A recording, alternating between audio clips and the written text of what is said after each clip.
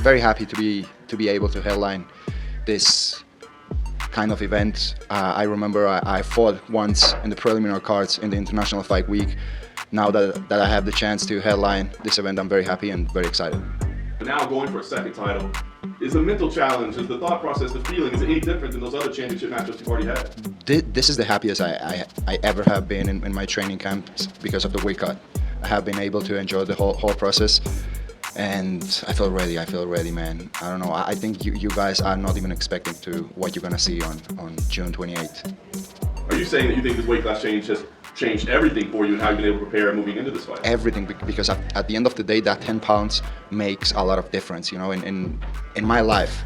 Because before I had to be like for 12 weeks cutting the weight. I haven't been able to enjoy like anything because I have to be like professional at the same time in the fight game and also in the nutrition part. So this time I have been able to enjoy the whole process, and I'm very happy. Is there any sadness that you don't get the opportunity to be the simultaneous champ? You know, the one belt over each shoulder, that classic iconic image. Are you sad that you don't get to try to accomplish that? I don't care. Anyways, I'm gonna put the both belt in my shoulders. Anyways. We thought maybe it'd be Islam Makhachev here, obviously with Charles Oliveira instead. Any disappointment in that? I mean, it's a title, it's actually an undisputed championship, and he's a legitimate guy. But is there any upset that you didn't get to take it off the guy that was the champ? Yeah. To be honest, I wanted to face him because he was the guy who was dominating everyone in that weight division. But at the end of the day, I can't control what they do. The only thing I can control is what I do. So I wanted to move up. I wanted to fight for the title. This is what I'm doing. So he decided to move up also. So I can't do anything else than go and fight whoever wants to fight me. Do you feel Charles presents any different challenges, any more challenge? If you look at, I don't want to say easier opponent, obviously he's dangerous, but is it a more dangerous fight or a less dangerous fight than it would have been had in Islam? More dangerous fight than Islam, you say? I don't know. Every fight is a huge challenge. There's no easy fights when you get in this level.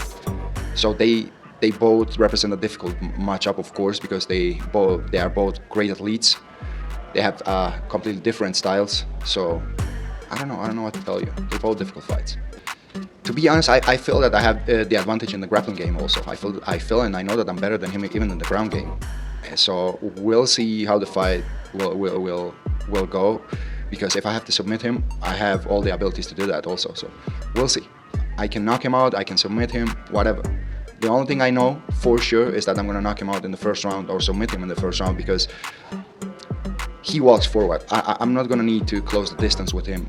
Since the first moment, we are gonna find each other in the center of the octagon. So yeah, it's gonna be a first round finish. If I hurt him, he's not gonna have the chance to come back. Because my power is completely different than the other guys you mentioned before. This was meant to be Islam, that was the big talk, but he moved up to welterweight. Do you believe he moved up to welterweight to avoid you, or because he has his own goals? Because he has his own goals.